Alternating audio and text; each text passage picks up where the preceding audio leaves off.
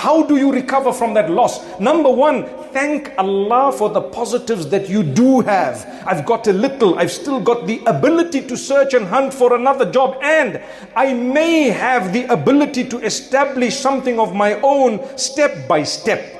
They say when you have stopped walking, that is when you know that you cannot move forward. But if you can pick up one foot and put it in front of the other, and then pick up the other and put it in front, and pick up the other one again and put it in front, one step at a time, you will walk the entire mile. Before you know it, you look back and say, wow, I've walked a whole mile.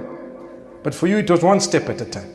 The same applies with our difficulty in life. The loss, you will recover one step at a time, one day at a time, a portion of a day at a time. You survive the day, thank Allah at the end of the day with Salatul Isha. Thank Allah, oh Allah, I survived today.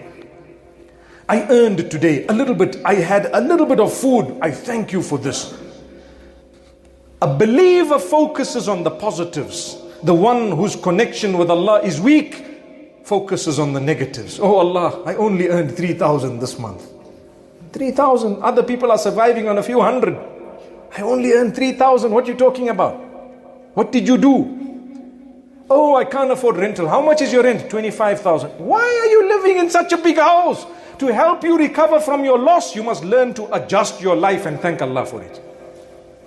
To help you recover from your loss, adjust your life. Thank Allah for it, because if you do not thank Allah, there is no chance that you're going to move forward, and you won't even be able to adjust. How can you not budget? You must budget. You lost your job. Immediately you start watching where you are spending, what is going on. It does not mean because my friends and my family and everyone thinks that I'm rich, now that I've lost a job, I need to get a loan or two. No, do not get yourself into loan. No debt.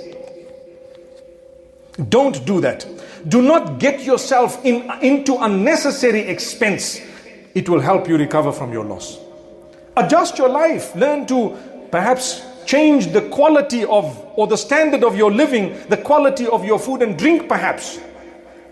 People are wealthy, they get accustomed to expensive taste. Then one day when they lose, what happens? They find it depressing to downgrade. That's a weakness in you, not in Allah. Astaghfirullah. That's why they say, when you have children and you've been blessed with wealth, your dream is to give them a comfortable life. While doing so, consider the fact that they may be married into a home that doesn't have all of that. Or there may come a day when you don't have all of that.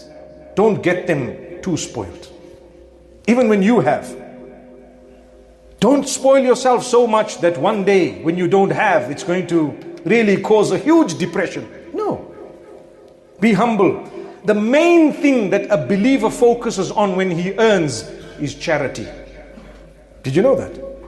The main thing a believer should be focused on when Allah blesses him with something is how he can give it to others. Subhanallah.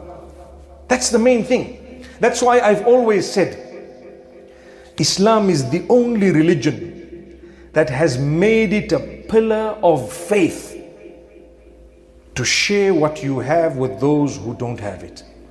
It's the only religion. Part of the 5 pillars is, Allah blessed you, that man doesn't have, take it out of your pocket and give him. Then you fulfill the pillar of Islam. Subhanallah. Subhanallah. Have you thought of that? That means Allah wants you to share what He's given you. Forget about the percentage because it differs. 2.5 is the bulk of zakat. Okay?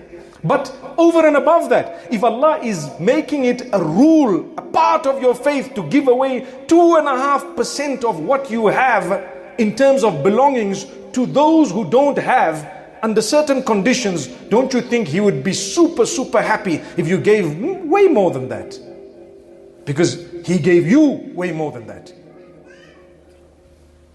What's the point of a Muslim wanting to amass in a way that he or she wants to be known as, I have billions and trillions and more billions and more? It's okay to be a billionaire, there's nothing wrong with it, but what are you doing with that wealth? Are you giving it?